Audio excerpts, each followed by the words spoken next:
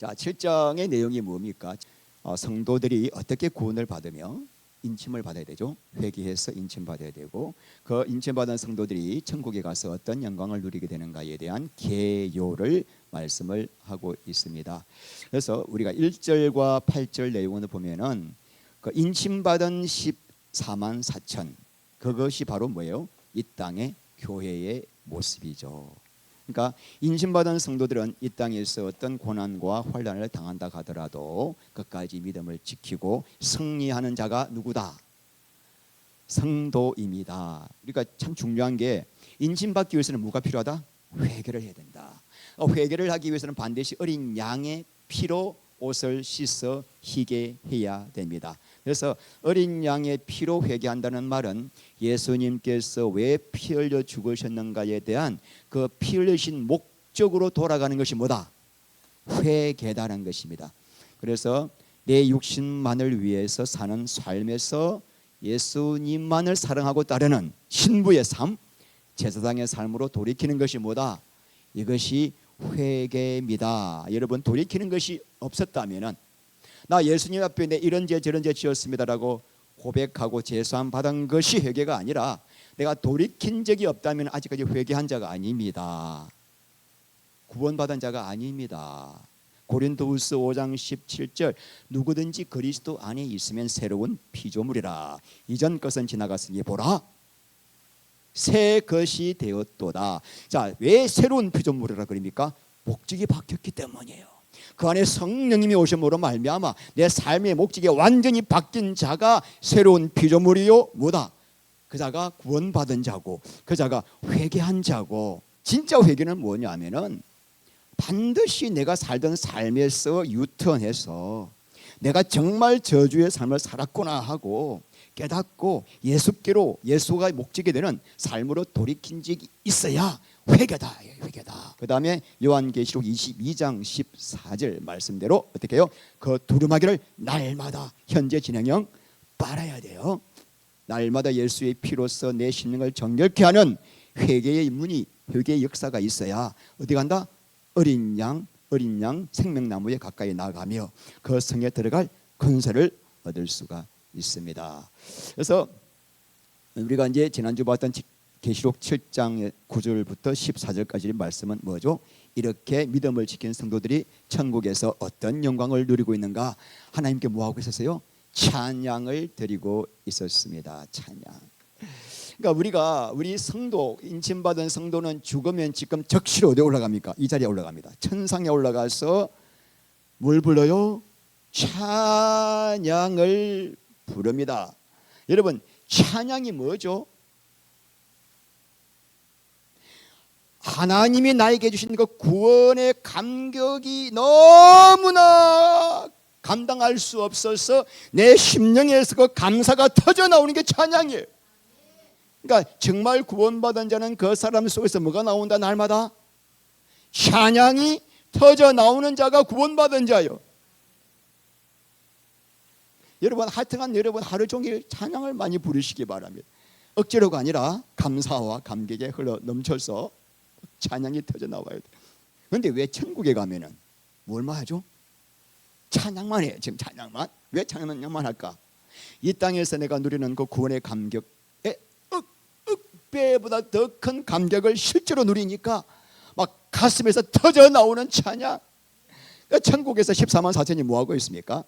찬양을 하고 있는 거죠.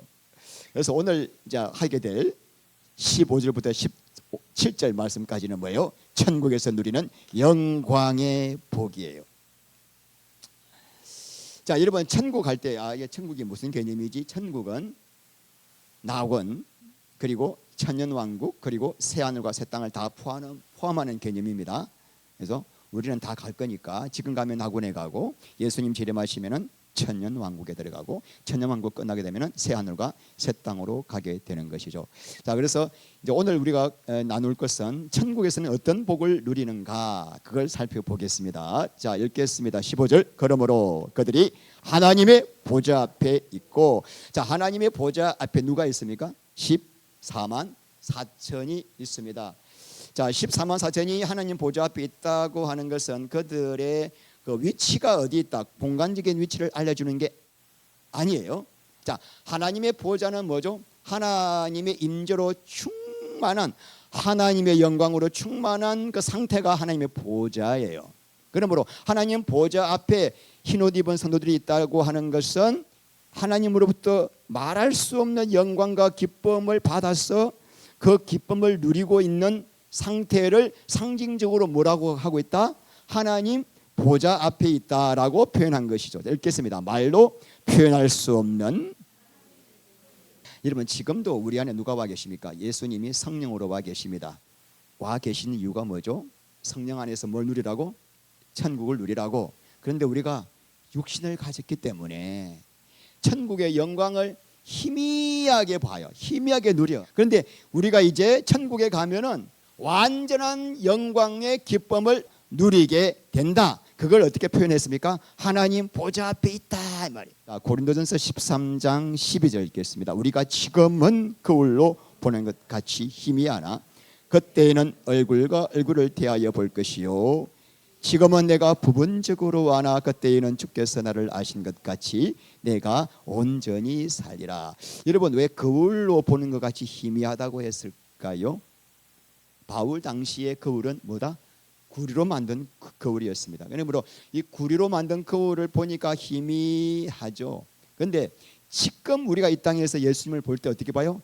희미합니다, 여러분. 육을 가졌기 때문에 어쩔 수 없습니다. 그런데 우리가 천국에 가면은 예수님의 얼굴을 직접 맞대고 보는 것처럼 분명하게 보게 될 것입니다. 여러분, 잠깐만 서로 얼굴을 좀 보십시오. 잠깐만.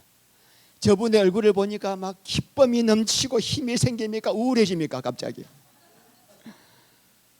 우리가 하나님의 얼굴을 볼 때 어떻겠습니까? 하나님의 얼굴을 본다는 말은 그 하나님의 얼굴에서 나오는 모든 영광을 내가 누린다는 말이에요. 그런데 지금은 우리가 하나님의 얼굴을 보면 죽어버려요. 감당이 안 되기 때문에. 그런데 부활한 몸을 입고 가야 그 영광을 볼 수가 있단 말입니다. 그래서 그 하나님의 얼굴을 직접 바라보니까 그 영광을 막 말할 수 없는 영광을 내가 다 내 영혼 속에 흘러 들어오니까 뭐 하게 되죠? 찬양하는 거예요. 찬양. 막 견딜 수 없어가지고 주님의 얼굴을 보는 순간에. 그래서 여러분, 찬양을 부를 때 왜 부르느냐? 첫 번째 이유가 뭐죠? 하나님께서 나를 구원하신 그 구원이 말로도 알 수 없습니다. 나 같은 이 신용주를 구원하셨다니. 두 번째, 여러분, 찬양하면은 찬양할 때 계속 하나님이 새로운 은혜를 부어주셔요. 찬양의 비밀입니다. 그래서 천국에서 성도들이 그렇게 하나님을 찬양하는 것을 이렇게 표현하고 있습니다. 15절. 자, 또 그의 성전에서 밤낮 하나님을 섬기며 이렇게 표현하고 있습니다. 자, 그 하나님의 영광을 보자 너무너무 막 감당할 수 없는 기쁨 때문에 하나님께 찬양하는 것을 밤낮 하나님을 섬기며라고 표현하고 있습니다. 자, 성전은 어떤 성전일까요? 하늘나라의 성소를 말하겠죠. 밤낮 쉬지 않고, 천국 가서 쉬지 않고 무한다 하나님을 섬긴대요. 자, 섬기는 게 라트리오인데 예배를 드리다는 뜻이에요. 히브리 말로 아주 중요한 단어죠. 아바됩니다. 예배를 드린다. 여러분, 예배가 무엇이죠? 예배란, 이렇게 공예배는 예배라고 하는 것에 아주 작은 부분에 해당되는 거고, 예배란 뭐냐면은 내 전 존재를 하나님께 제물로 올려드리는 삶이 뭐다? 예배다. 우리가 오늘 왜 예배드리죠? 이렇게 이 삶을 살려고 내 전 존재를 주님께 올려드리기 위해서. 여러분, 하나님께서 왜 여러분을 창조하셨죠? 왜 구원하셨죠? 예배자의 삶을 살라고.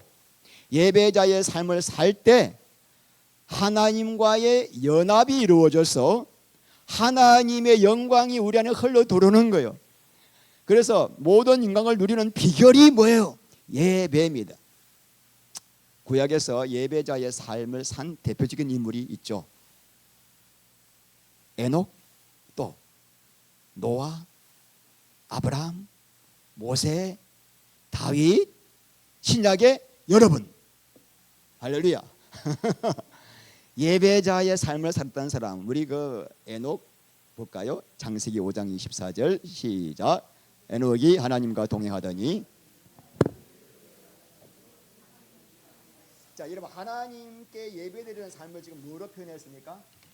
야, 이게 중요합니다. 하나님께 예배드리는 삶을 구약에서는 동행이라고 표현했는데, 동행이 히브리 말로 할라크. 너무 중요한 단어죠. 함께 걷다. 하나님과 함께 걷다. 그러므로 여러분, 하나님과 함께 동행하는 삶이 뭐다? 예배. 자, 여러분, 누구랑 같이 걸어가려면 뭐가 필요하죠? 걸음을 맞춰야 돼. 보조가 같아야 돼요. 마찬가지로 우리가 하나님과 함께 동행, 하나님과 함께 걸으려면 하나님과 뭐요? 보조를 맞춰야 돼요. 자, 하나님이 걸어가시면 나도 걸어가야 되고, 하나님이 쉬라 하면 쉬셔야 돼요.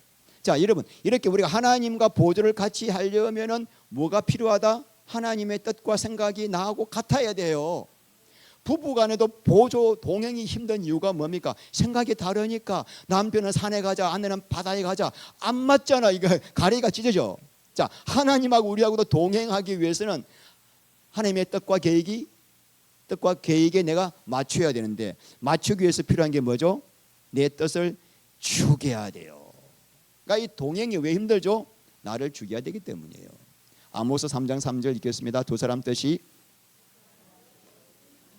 자, 동행이 뭐죠? 할라크. 자, 뜻이 다른 사람끼리 함께 살 수 있다 없다? 그럴 수 없다. 자, 오늘 이 말씀은, 아모스 3장 3절 말씀은 하나님께서 이스라엘 백성들에게 왜 내가 너희들을 심판해야 하는가에 대한 심판의 이유입니다.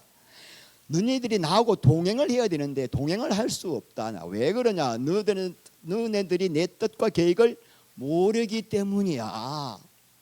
너네들이 나와 동행하는 게 신앙의 가장 핵심인데, 그게 예배자의 삶인데, 지금 너네들이 이렇게 왜 불순종하는가? 하나님의 뜻을 모르고 계획을 모르니까 지금 내가 너희들을 심판할 수밖에 없다는 것입니다. 자, 미가서 6장 8절 시작. 사람아, 주께서 선한 것이 무엇임을 내게 보이시나니 여호와께서, 인자는 했어야 됩니다. 인자, 하나님의 긍휼, 그 사랑, 인애를 말합니다. 그 인자를 사랑하며 겸손하게 행하는 것이 아니냐. 행하다가 뭘까요? 할라크. 다 할라크예요. 하나님이 원하신 건 하나다.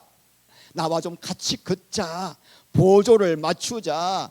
내가 쉴 때 너도 쉬고, 갈 때 너도 좀 가라. 이 말씀에 제일 찔리는 사람이 신용주입니다. 저도 항상 앞서. 하나님 앞보다 한 걸음 항상 앞서. 너무 마음이 아파. 하나님은 야, 한 발만 늦추어라. 원 스텝만 늦추어라. 그게 안 되는 거예요. 왜 그럴까요? 덜 죽어서 그런 거예요. 덜 죽어서 그래. 완전히 죽어야 끌려갈 건데, 이거 자꾸 내 뜻과 내 고집이 고래심줄보다 질기거든요. 날마다 하나님이 우리를 어떻게 해요? 동행하는 삶을 훈련시키는 거예요. 내 뜻대로 안 되는 이유가 뭐냐? 너 지금 너 뜻이 안 죽었다. 나랑 같이 그럴 수가 없단다. 우리 하나님께서 아브라함에게 아들을 주시겠다고 약속하시고는 10년이 지났습니다. 85세가 되었어요. 그도 하나님이 아들을 주시지 않자 아브라함이 기다리다가 하갈과 동침하여 86세에 이스마엘을 낳습니다. 자, 이스마엘을 낳고 13년이 지난 뒤에 하나님이 오셔서 이렇게 말씀하십니다. 창세기 17장 1절. 아브라함이 99세 때에 여호와께서 아브라함에게 나타나사 그에게 이르시되 나는 전능한 하나님이라. 너는 내 앞에서 행하여 완전하라. 너 어쩌다가 그렇게 내 약속을 믿지 않고 그 하갈과 동침해서 그 중동의 불씨 이스마엘을 낳느냐? 하나님이 지금 책망하시는 거요. 그러면서 너 진짜 정신 차려. 어떻게 해야 하느냐? 좀 내 앞에서 행하여 완전하라. 완전히 히브리어로 탐밈. 우림과 둠밈 할 때 이게 탐밈이 이거거든요. 뭐 뜻이 뭐다? 흠없는, 완전한. 너 이제 내 앞에서 제대로 행동하여 흠없게 살아라.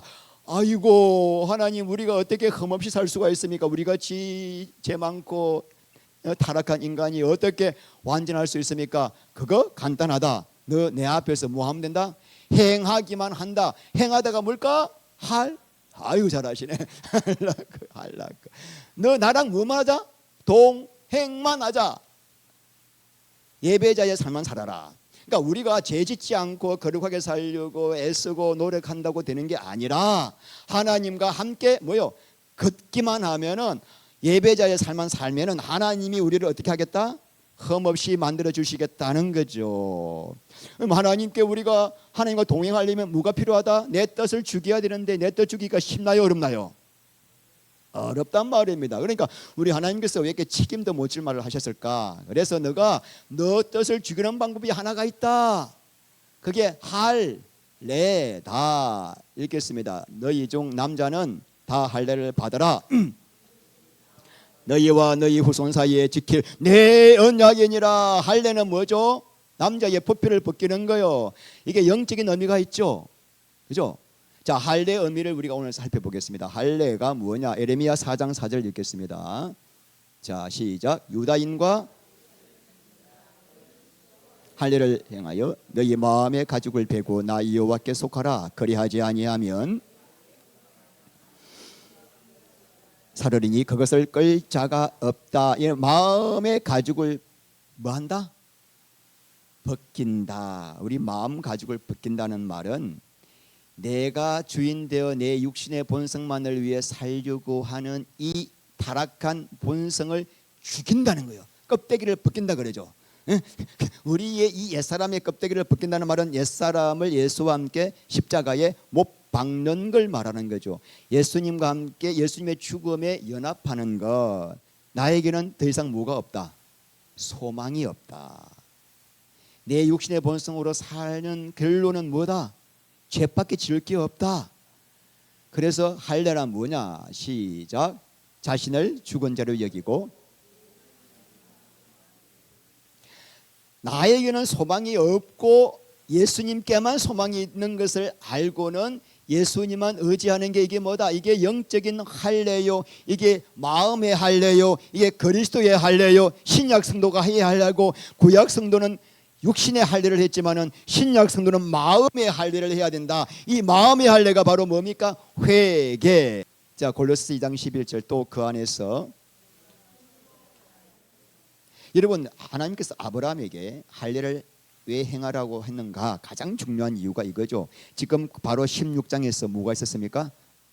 아브라함이 하갈과 동침해서 뭘 낳았어요? 이스마엘을 낳은 거죠.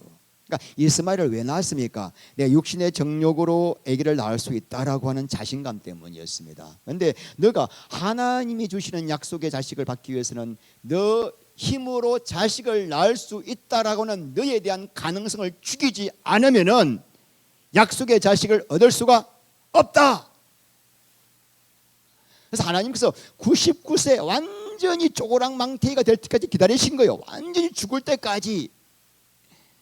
하나님이 지금 우리를 기다리고 계셔요. 언제 때까지? 완전히 힘이 빠져 죽을 때까지. 지금 우리가 살아 움직이니까 이 고집이 세가지고 주님 따라 안 가거든. 동행이 안 되거든. 하나님께서 완전히 죽이시려고 지금 우리를 할례시키려고 어려움을 주시는 거예요. 빨리 뭐 해야 된다? 복종 굴복. 죽었습니다. 나는 죽었습니다. 나에게는 뭐가 없다? 소망이 없습니다. 신용주 안에는 소망이 하나도 없습니다. 죄밖에 없어요. 내 안엔 저주밖에 없습니다. 예수밖에 소망이 없습니다 라고 돌이키는 게 바로 뭐다? 할례. 여러므로 구약시대의 아브라함이 육신의 정욕으로 이스마엘을 낳고 할례를 받음으로 이삭을 낳은 것은 신약 성도들이 내 육신의 힘으로 살게 되면 이스마엘만 낳게 되고 뭘 하나 저주해요. 뭘 하나.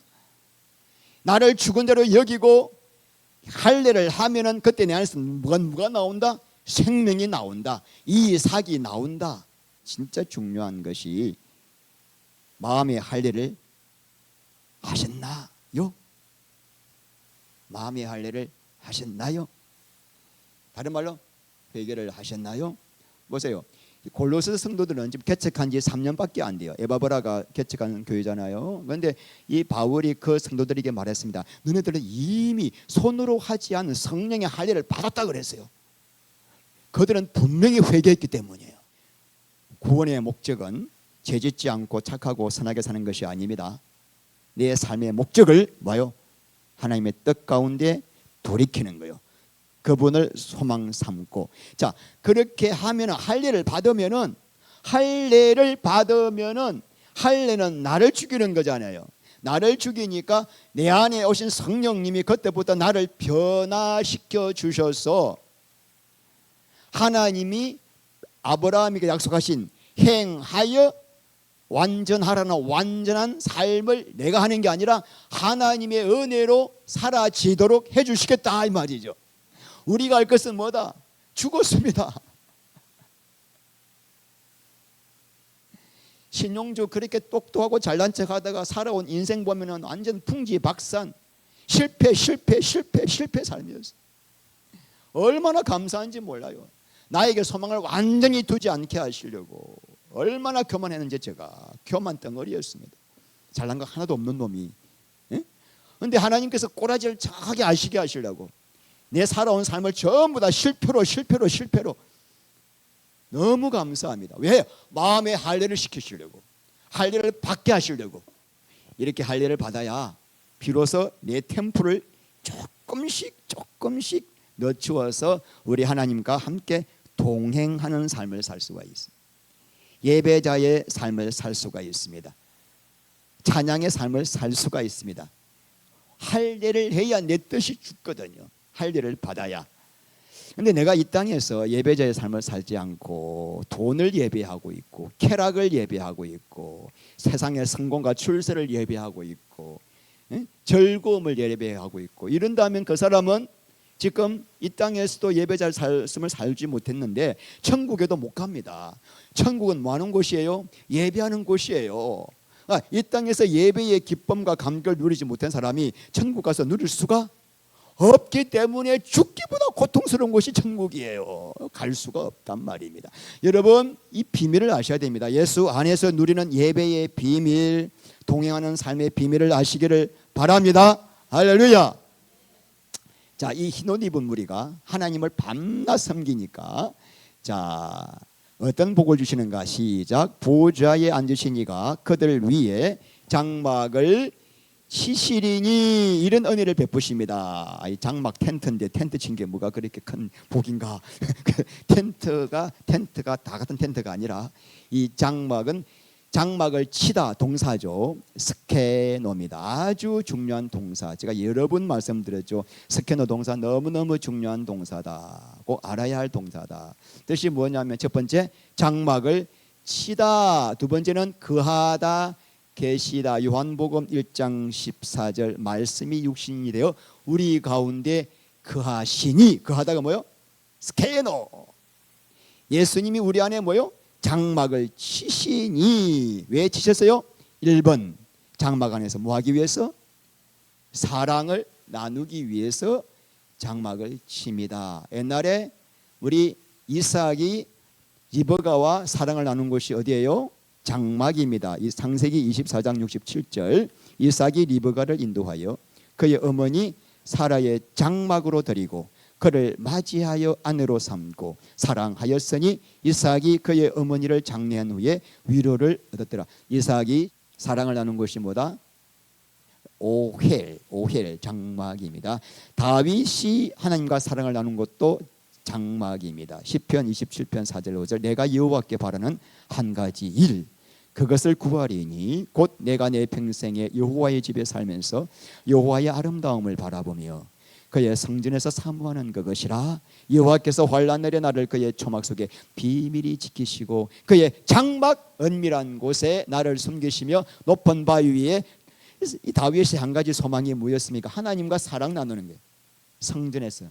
그러니까 하나님께서 약속하셨습니다. 내가 너를 어떤 환난 가운데서도 내가 너를 지켜줄 것이며 장막 은밀한 곳에서 뭐하자? 사랑을 나누자. 그러니까 장막은 사랑을 나누는 곳이며 하나님의 완벽한 보호가 이루어지는 장소가 장막입니다. 그러므로 자, 오늘 본문에 아까 자, 하나님께서 우리에게 장막을 치신다 이 말은 뭐다? 하나님과 사람이 완전한 사랑의 연합을 이루는 상태. 천국은 뭐 하는 것이죠? 하나님과 사람이 완벽한 사랑의 연합을 이루어서 하나님 안에 있는 모든 영광의 복을 완전히 누리는 곳이 어디다? 천국이다. 자, 계시록 21장 3절 내가 들으니 보좌에서 큰 음성이 나서 이르되 보라 하나님의 장막이 사람들과 함께 있음에 함께 계시리니 그들은 하나님의 백성이 되고 하나님은 친히 그들과 함께 계셔서. 그래서 지금 여러분 함께가 몇 번 나와요? 함께 3번. 자, 천국은 뭐 하는 곳이다? 하나님과 함께 사랑을 나누는 곳이다. 하나님의 장막이 스케노의 명사형 스케네. 하나님의 장막이 뭐 하는 곳이다? 사랑을 나누는 곳이다. 거기서 함께 계신다. 뭐 하기 위해서? 사랑을 나누기 위해서. 그러니까 하나님의 영원한 경륜, 여러분을 향한 영원한 목적이 뭐예요? 여러분들이 복받아서 잘 먹고 잘 사는 게 아니라 나하고 뭐하자? 사랑하자. 오직 내가 너에게 원하는 것은 나랑 동행하면서 나랑 하나가 되어 사랑 좀 나누자. 그래서 이 땅에서 우리가 뭐합니까? 우리 몸이 성전돼요. 우리 안에 아예 들어오셨어요. 우리 방에 신방을 차리셔서 뭐 하려고? 사랑하시려고. 그래서 우리는 이 땅에서는 사랑 예행 연습을 하는 것입니다. 자, 그래서 하나님과 완전한 연합을 이루게 되니까 어떤 복을 받아서 누리게 되는가? 16절 17절 읽겠습니다. 그들이 다시는 줄이지도 아니하며 목마르지도 아니하고 해나 아무 뜨거운 기운에 상하지도 아니하리니 이는 보호자 가운데 계신 어린 양이 그들의 목자가 되사 생명수 샘으로 인도하시고 하나님께서 그들의 눈에서 모든 눈물을 씻어 주실 것임이라. 이 말씀이 이사야가 인용한 말씀을 그대로 쓴 거예요. 자, 이사야 49장 10절 그들이 줄이거나 목마르지 아니할 것이며 더위와 빛이 그들을 상하지 아니하리니 이는 그들을 긍휼히 여기는 이가 그들을 이끌되 샘물 근원으로 인도할 것임이라. 줄이고 목마르지 않겠다. 자, 이사야 25장 8절 사망을 영원히 멸하실 것이라. 주 여호와께서 모든 얼굴에서 눈물을 씻기시며 자기 백성의 수치를 온 천하에서 제하시리라. 여호와께서 이같이 말씀하셨느니라. 여러분, 이 이사야 말씀은 이스라엘 백성들이 바벨론 포로로 끌려가죠. 그 바벨론 포로로 끌려간 다음에 내가 반드시 너희들을 거기서 해방하도록 인도해 주겠다는 약속의 말씀인 동시에 궁극적으로는 종말에 있을 천국의 약속으로 성취가 됩니다. 이것을 예언의 이중성이라고 말합니다. 자, 그렇다면 오늘 어떤 복이 있는가 다시 한번 읽습니다. 다시는 줄이지도 아니하고 목마르지도 아니하는 곳이 어디다? 천국.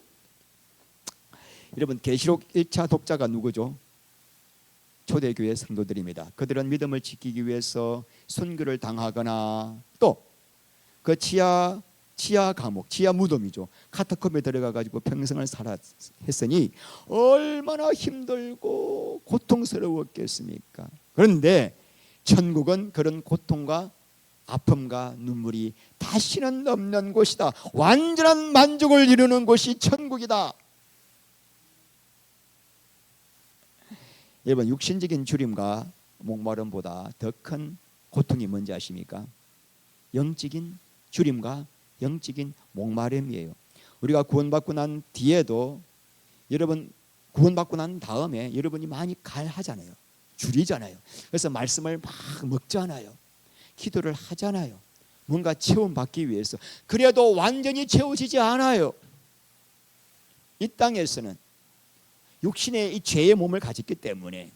그래서 여러분들이 아무리 내가 기도를 하고 아무리 말씀을 먹어도 뭔가 완전히 채워지지 않는 그게 있어요. 있기 때문에 어떻게 돼요? 더 주님을 갈망하는 거예요.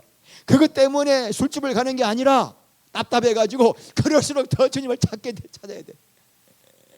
그러나 천국은 이런 나의 영적인 갈급함이 완전히 채워지는 곳이다 이 말이에요. 완전한 연합이 이루어지는 곳이다. 두 번째는 해나 아무 뜨거운 기운에 상하지도 않는 곳이다. 이 해나 뜨거운 기운 하니까 우리가 딱 떠오르는 사건이 있죠. 이스라엘이 애굽을 나와서 출애굽한 뒤에 광야 40년 동안의 그 뜨거운 태양 빛에서도 하나님이 구름 기둥으로 그들을 완전히 지켜주신 사건. 근데 천국은 그것과는 비교할 수 없는 완벽한 보호가 천국에 있다. 그 이유가 뭐죠? 자, 17절 읽겠습니다. 이는 보좌 가운데 계신 어린 양이 그들의 목자가 되사 생명수 샘으로 인도하시고, 당신께서 목자가 되셔서 생명수 샘으로 인도하신다. 이 말은 예수님 당신이 생명수 샘이에요. 그죠? 그분이 생명수 샘이기 때문에 그분을 주시겠다는 거죠. 자, 그리고 두 번째는 뭘 하시겠어요? 그들의 눈에서 모든 눈물을 씻어 주실 것이다. 여러분, 이 땅에서 예수님 때문에 흘리신 눈물이 많으신가요? 별로 없나요? 많습니까? 그 예수님 때문에 흘린 눈물이 있다면 예수님께서 여러분의 그 아픈 마음을 다 치료해 주시고 상급으로 갚아주시겠다는 말씀이고, 또 우리에게 어떤 눈물이 있습니까? 예수님 때문에 흘린 눈물은 아니지만 내 태어난 환경 때문에, 내 부모 때문에 받은 상처와 아픔이 있어요. 누구나, 저도 있고, 낮은 자존감, 그죠? 열등감, 쓴뿌리, 상처, 예수 믿으면서 많이 고쳐지죠. 그럼에도 완벽하게 고쳐지지 않습니다. 다 있잖아요. 그런데 천국에 가면은 우리 하나님께서 우리의 그 깊은 상처까지 완전히 치료하여 깨끗하게 우리 눈에서 눈물을 씻겨가지고 완전한 모습으로 내가 빚어 주겠다. 이사야 30장 26절, 여호와께서 그들의 맞은 자리를 고치시는 날에는 달빛은 햇빛 같겠고 햇빛은 7배가 되어 7날의 빛과 같으리라. 주님께서 우리의 아픈 깊은 열등감과 상처를 치료하시면은 달빛처럼 희미하던 내 영혼이 주의 영광의 빛을 받아가지고 햇빛보다 7배 더 밝은 빛으로 우리를 변화시켜 주신다. 할렐루야. 이거 계시록 이렇게 유튜브를 이렇게 검색해서 치면은 그 제목들이 이 종말론 유튜브를 보면 선정적이고 자극적입니다. 지구의 종말 곧 온다. 유브라데 전쟁, 뭐 아마겟돈 전쟁, 아마도 겟돈을 일어나 봐요. 아마겟돈 전쟁, 국가 마곡의 전쟁, 휴거는 어떻게 일어나는가, 일루미나이티가 무엇인가, 막 이런 종말에 일어날 사건이 무엇인가, 예수님 언제 오시는가, 이런 제목으로 사람들의 호기심을 계속 끕니다. 그리고 사람들은 그런 걸 너무나 좋아해요. 그래서 조회수가 엄청납니다. 제가 1년 전에 저 블로그에다가 일루미나이티에서 글을 올렸더니만은 사람들이 얼마나 들어오는지 1년 만에 6,500회, 오늘 아침 보니까 6,500회 조회를 했더라고요. 매일마다 최고 조회수를 갱신합니다. 얘가 이런 거를 너무나, 근데 회개 이런 거 올리면 아무도 안 봐. 아무도 안 봐. 근데 계시록의 핵심 주제가 뭐죠? 회개, 전쟁, 재앙은 예수님이 곧 오신다라고 하는 종말의 사인이다, 이 말이에요. 거기에 관심 갖지 말고 진짜 오시고 성경 말씀이 참이구나를 알고 더욱더 예수님을 사랑하고 기름 준비하라고 그 징조를 보여준 것이지, 예수님께는 아무 관심이 없고 곶감하기 언제지, 뭐 이게 유브라데니, 뭐 알긴 알아야 되겠지만 거기에 너무나 관심을 가집니다. 계시록 11장 보면은 두 정인이 나와요. 두 정인이 굵은 베옷을 입고 1260일 동안 예언하리라 그래요. 자, 굵은 베옷은 구약의 회개 때 입는 옷입니다. 그러니까 마지막 때 주의 종들은 회개의 복음을 선포하는 거예요. 제발 정신 차려, 제발 좀 깨어나, 제발 우상숭배하지 마, 돌이키지 않으면 너도 안 돼, 큰일 나, 우리 예수님 말씀이잖아요. 그런데 뭐 그 노아가 그렇게 방주지으면서 복음을 선포해도 한 사람도 회개하지 않았어. 이만큼 회개의 문은 좁아요. 구원의 문은 좁아요. 절대 넓지 않습니다. 그래서 마지막 때 계속 준 이유는 그런 사건들에 관심 가지지 말고 그 안에 숨어있는 깊은 뜻이 뭐다? 회개가 중요하기 때문이다. 그래서 지난주 말씀드린 대로 여러분이 구원받을 때의 회개, 돌이키는 회개가 반드시 필요하고, 회개한 자는 날마다 보혈로 덮으면서 날마다 회개의 삶을 살아야 합니다. 그래야 심령이 가난하게 되어 예수님을 먹을 수가 있어요. 나를 먹으라 그랬잖아요. 내 피와 살을 먹으라. 보혈로 회개하지 않은 사람은 예수님을 먹는다는 게 뭔지도 모르고 가까이 갈 수가 없습니다. 생명이 점점점 죽어간단 말입니다. 날마다 보혈로 덮어 회개를 해야 예수를 먹을 수 있는 거죠. 그래서 가난한 심령이 돼야 돼.